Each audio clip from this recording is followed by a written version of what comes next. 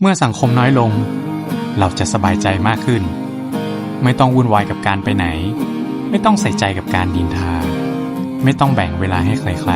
ๆสบายใจกับความสงบและคนที่เหมาะกับเราเพียงแค่ไม่กี่คนก็พอแล้วครับที่มันไม่มีเธอ